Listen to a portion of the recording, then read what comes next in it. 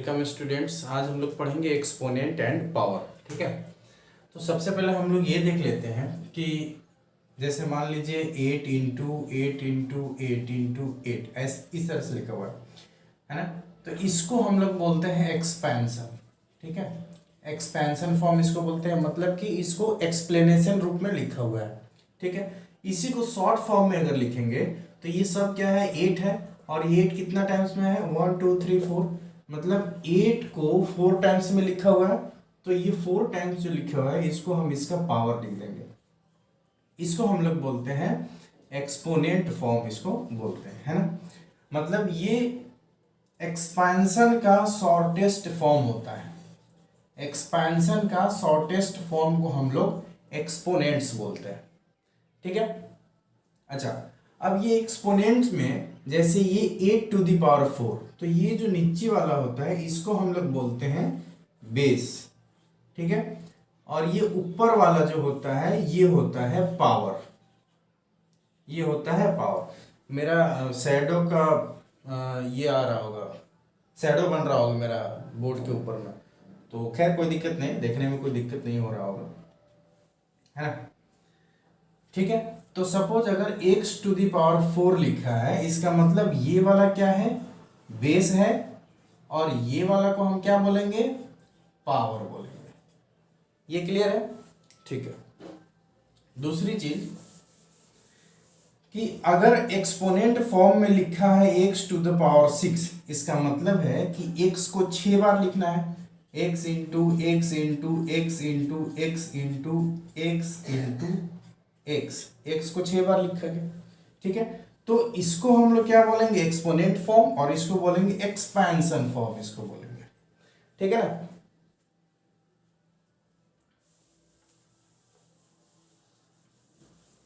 चलिए, अब सपोज 64 है ना। ये 64 को अगर हम लोग बोला जाए कि इसको एक्सपोनेंट फॉर्म में लिखना है, तो एक्सपोनेंट फॉर्म में कैसे लिखेंगे, तो 64 को हम लोग फैक्टराइज करेंगे। सपोज इसको फैक्टराइज करेंगे, 32 16 8 4 2, है ना। ये फैक्टराइज हो गया, मतलब कि 2 का 1 2 3 4 5 6, 2 को 6 बार अगर मल्टीप्लाई किया जाए, ये 64 के लिए 2 को 6 बार अगर मल्टीप्लाई किया जाए तो 64 आएगा, है ना। ये 2 को 6 बार अगर मल्टीप्लाई किया जाएगा तो 64 आ जाएगा। तो ये तो हो गया एक्सपेंशन फॉर्म, जैसे हम लोग जान रहे थे। अब इसको एक्सपोनेंट में लिखना है, तो सब में 2 है, 2 हो गया बेस में, और पावर में कितना, 1 2 3 4 5 6, पावर में हो गया 6, है ना। तो ये 2 का पावर 6, ये 64 का एक्सपोनेंट फॉर्म में हो जाएगा, मतलब एक्सपोनेंशियल फॉर्म इसको बोलेंगे। ठीक है, ठीक है। अब दूसरा देखते हैं। सपोज 64 का तो एक और हो सकता है, अगर 64 का एक इस तरह से भी अगर फैक्टराइज किया जाए, मतलब कि 4 को भी अगर 3 बार किया जाएगा तो 64 आ जाएगा, है ना। तो इसको हम लोग क्या लिख सकते हैं, 4 का पावर 3, ये भी हो गया, इसका एक्सपोनेंट फॉर्म हो गया। आई बात समझ में। चलिए, अब कुछ फॉर्मूले हैं, वो फॉर्मूले को हम लोग देख लेते हैं, है ना। पहला फॉर्मूला क्या है, x to the power m into x to the power n equal to x to the power m plus n। ठीक है, मतलब x बेस में है, m पावर में है, x बेस में है, n पावर में, दोनों का बेस इक्वल है। अब और दोनों मल्टीप्लाई में है, तो दोनों का पावर ऐड हो जाता है। Example 2 to the power 9 into 2 to the power 91। ठीक है, तो अगर हम इसको अगर एक्सपेंशन फॉर्म में लिखेंगे तो इस तरह से लिखते जाएंगे।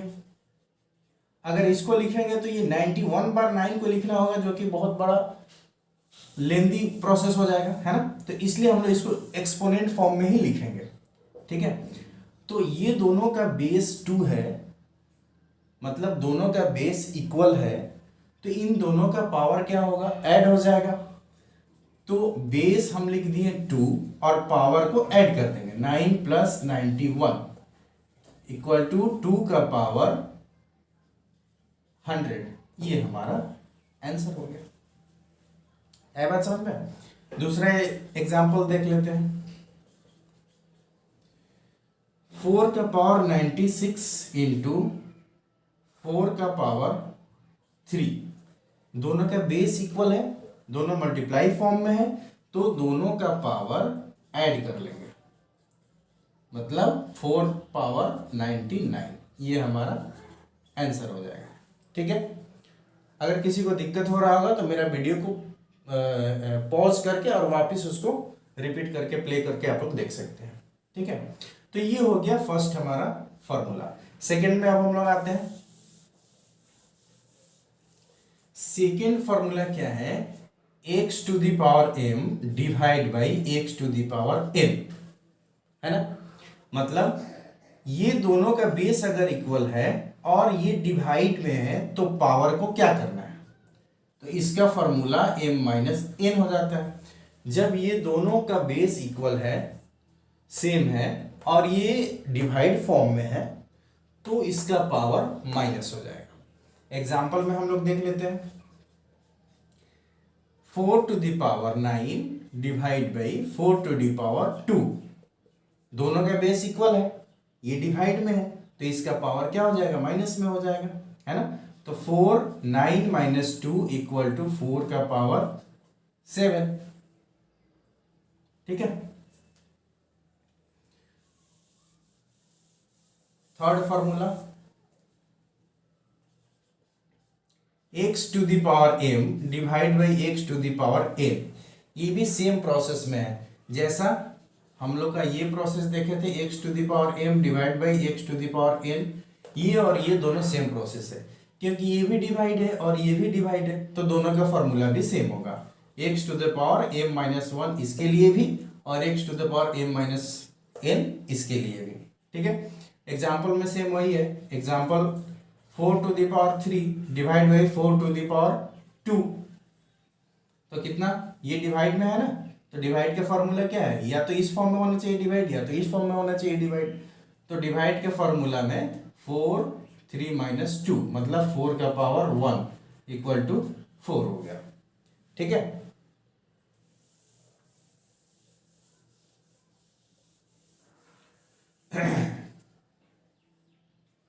नेक्स्ट फॉर्मूला में आते हैं। x to the power m और इसका होल पावर n है, मतलब ये x का कुछ पावर होगा और ये दोनों का होल पावर भी कुछ होगा, है ना। तो उस केस में क्या करेंगे, x और ये भी इसका पावर है और ये सबका पावर है, मतलब ये भी पावर है, अगर देखा जाए तो ये भी पावर है, दोनों ही पावर है, m और n दोनों ही पावर है। तो इस केस में दोनों पावर को मल्टीप्लाई कर देते हैं, m into n, x to the power mn। ठीक है, एग्जाम्पल्स देख लेते हैं। 2 का पावर 3 होल पावर 8, है ना। तो x का पावर, दोनों जो पावर है वो मल्टीप्लाई हो जाएगा, तो यहाँ ये पावर है 3 और 8 भी पावर है, दोनों ही पावर है, तो दोनों पावर को मल्टीप्लाई कर देंगे। 2 का पावर 3 इंटू 8 मतलब 2 का पावर 24, ये आंसर हो गया। इसको इसी एक्सपोनेंट फॉर्म में ही रखना है, इसको चेंज नहीं करना है, नहीं तो ये बहुत ज्यादा लेंथी हो जाएगा। एक्सपोनेंट एंड पावर का मतलब ही होता है कि जो हम लोग सॉल्यूशन करेंगे वो एक्सपोनेंट एंड पावर के फॉर्म में ही रखना है। ठीक है ना।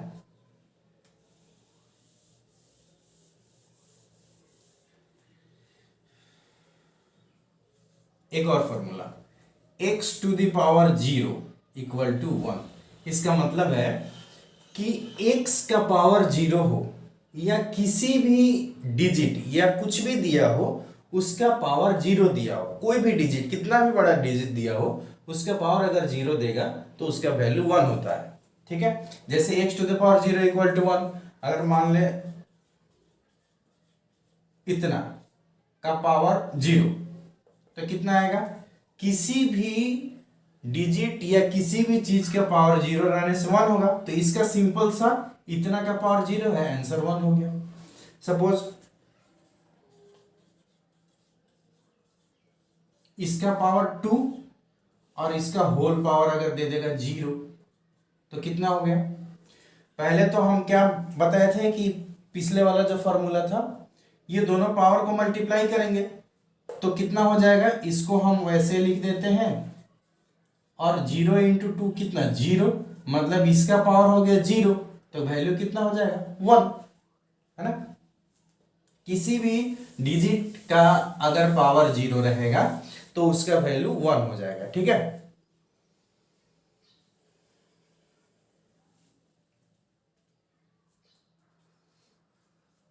अच्छा, अब x to the power minus m, अगर इस केस में इस तरह से लिखा हुआ है x to the power minus m, तो कैसे करेंगे, इसका पावर तो माइनस में है। सपोज अगर इसका 2 का पावर 2 रहता तो हम लोग तो सॉल्व कर लेते, 2 इंटू 2, मतलब कि अगर देखा जाए तो 2 को 2 बार लिखना है, 2 इंटू 2 कितना हो गया 4 हो गया, नॉर्मल आंसर आ गया, है ना। लेकिन अगर इसी को बोला जाता है कि 2 का पावर माइनस 2 है, कैसे आएगा आंसर, है ना। तो इसके लिए ये फॉर्मूला है कि किसी का भी अगर पावर माइनस में रहे तो इस माइनस को तो पहले प्लस करना होगा। तो इसको प्लस करने के लिए हमारा जो ये वाला बेस जो नंबर दिया रहेगा ना, इसको रेसिप्रोकल करेंगे। कितना करेंगे, 1/x हो गया, रेसिप्रोकल है x है तो इसका रेसिप्रोकल कितना होगा 1/x हो गया, और टू द पावर, अब जैसे ही इसको हम रेसिप्रोकल करेंगे तो ये वाला जो माइनस में था पावर ये प्लस में हो जाएगा, ठीक है। जैसे एग्जांपल 2 का पावर -3, तो पहले इसको प्लस में करना है, तो हम क्या पढ़े, इसको प्लस में करने के लिए ये वाला को हमको रेसिप्रोकल करना होगा। तो 2 को हम क्या लिख सकते हैं 1/2, रेसिप्रोकल हो गया, और जैसे ही ये रेसिप्रोकल होगा ये पावर जो होगा प्लस में हो जाएगा। तो इसका मतलब क्या होता है कि ये 3 जो पावर में है ये इसके साथ भी पावर में रहेगा और इसके साथ भी पावर में रहेगा, ठीक है। मतलब ये 1 को 3 बार मल्टीप्लाई करेंगे और यहां 2 को भी 3 बार मल्टीप्लाई करेंगे, तो ये 1 2 2 जा 4 4 2 जा 8, तो इसका आंसर 1/8 आ गया, है ना, ठीक है।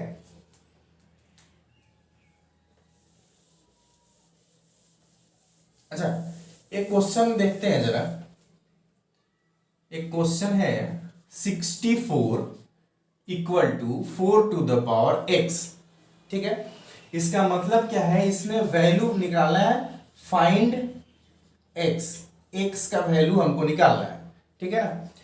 यहां पे ये 64 लिखा हुआ है और यहां पे ये जो है एक्सपेंशन फॉर्म में है, मतलब 4 to the power x, base 4 है पावर x है, तो ये हो गया एक्सपेंशन फॉर्म में और ये हो गया नॉर्मल डिजिट दिया हुआ है। तो सबसे पहले हमको जब इस तरह का क्वेश्चन आएगा, एक तरफ एक्सपेंशन फॉर्म रहेगा दूसरे तरफ में नॉर्मल डिजिट रहेगा, तो इसको भी हमको एक्सपेंशन फॉर्म में लिखना है। अब 4 के एक्सपेंशन फॉर्म में हम लोग कैसे लिख सकते हैं, 232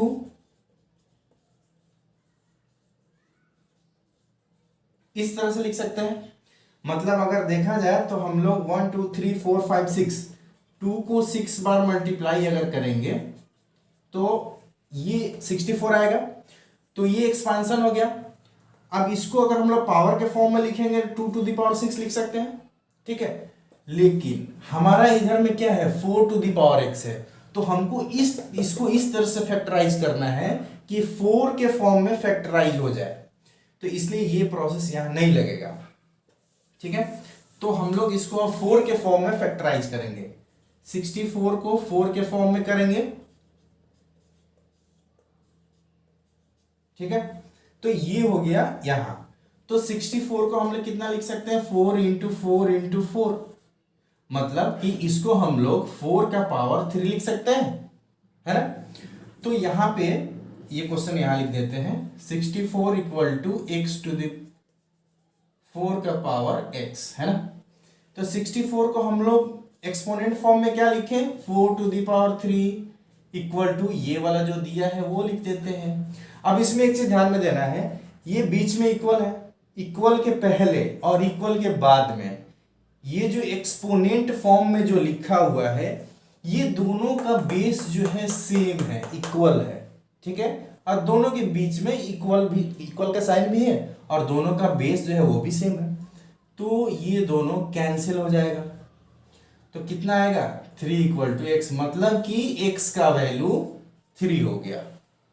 ठीक है, एक और दूसरा एग्जांपल्स देखते हैं।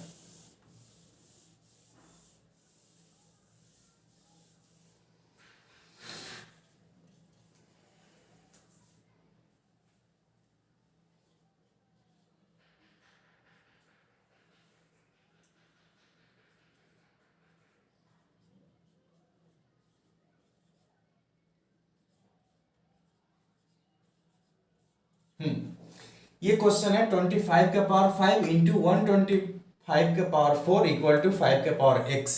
ये फाइंड, इसमें x का वैल्यू फाइंड करना है। ठीक है, इसमें देखो अब ये भी एक्सपोनेंशियल फॉर्म में है, ये भी एक्सपोनेंशियल फॉर्म में है और ये भी एक्सपोनेंशियल फॉर्म में है, तीनों ही एक्सपोनेंशियल फॉर्म में है ना। लेकिन हमको यहाँ पे 5 का पावर x है, यहाँ 25 का है और यहाँ 125 का है। मतलब ये तीनों का अगर बेस देखा जाए तो तीनों अलग अलग है, तीनों का बेस इक्वल नहीं है। तो सबसे पहले तो हमको इसको बेस इक्वल करना होगा, है ना। तो उसके लिए क्या करेंगे, अब यहाँ पे क्या है 5 है ना, तो हम कोशिश करेंगे कि ये दोनों का बेस जो है 5 के फॉर्म में आ जाए। जैसे ये 25 है तो 5 के फॉर्म में इसको एक्सपोनेंशियल फॉर्म में 5 का पावर 2 लिख सकते हैं। तो ये 25 को हम लिख दिए 5 का पावर 2। अब इसका होल पावर हम ये वाला 5 यहां लिख दिए, मल्टीप्लाई 125 को अगर हम फैक्टराइज करेंगे तो देखो कैसे आता है, मतलब कि 5 का पावर 3 125 के लिए। तो ये 125 को हम लोग लिख सकते हैं 5 का पावर 3। ठीक है, और ये होल पावर जो है 4, ठीक है ना, इक्वल टू इसको लिख देते हैं 5 का पावर x। ठीक है, अच्छा अब ये हमारा एक फॉर्मूला आ गया कि एक फॉर्मूला हमने देखा था x to the power m का पावर n। ये फॉर्मूला क्या था, x to the power mn, मतलब इसका कोई पावर और सबका कोई पावर हो तो ये दोनों पावर आपस में मल्टीप्लाई हो जाता है। तो ये सेम उसी केस पे है। ठीक है, 5 का पावर 2 और इसका पावर 5, मतलब ये दोनों पावर मल्टीप्लाई हो जाएगा। तो 5 बेस पावर 2 इंटू 5। ठीक है, और यहां ये मल्टीप्लाई लिख दिया हम, ये 5 ये दोनों 3 इंटू 4 इक्वल टू 5 का पावर x। 5 का पावर कितना, 5 2 जा 10 और यहां पे 5 2 जा 3 4 जा 12 इक्वल टू ये लिख दिया हम, है ना। अब देखो ये दोनों का बेस इक्वल हो गया और ये बीच में मल्टीप्लाई है। तो हमने फॉर्मूला क्या देखा था, x to the power n m into x to the power n, मतलब x दोनों का बेस इक्वल है, ये मल्टीप्लाई में है तो क्या लिखेंगे, इसका पावर ऐड हो जाता था, है ना। तो ये बेस दोनों इक्वल है तो इसका पावर हम ऐड कर देंगे 5 का पावर x। अब ऐड करने से कितना होगा, 5 का पावर 12 प्लस 10 22 इक्वल टू 5 का पावर x, है ना। अब देखो इक्वल के एक साइड में एक्सपोनेंशियल फॉर्म, दूसरा साइड में भी एक्सपोनेंशियल फॉर्म, और दोनों में बेस जो है वो सेम है, दोनों में बेस सेम है, बीच में इक्वल है, तो ये और ये कैंसिल हो जाएगा। तो x का वैल्यू कितना आ गया 22, है ना। तो ये x का वैल्यू आ गया 22। ठीक है, अच्छा मेरा बहुत सारा पीडीएफ भी है, इसका प्रैक्टिस पेपर वगैरह पीडीएफ मिल जाएगा। मेरा जो सामने व्हाट्सअप नंबर आ रहा है तो आप उस व्हाट्सअप नंबर पे हाई करके पिंग करिए, इसका पीडीएफ हम आपको व्हाट्सअप कर देंगे। आप इसका प्रैक्टिस सेट बनाइए, अगर कुछ दिक्कत होता है तो आप हमसे पूछ सकते हैं, व्हाट्सएप के थ्रू भी पूछ सकते हैं, कोई दिक्कत नहीं है। ठीक है, ओके।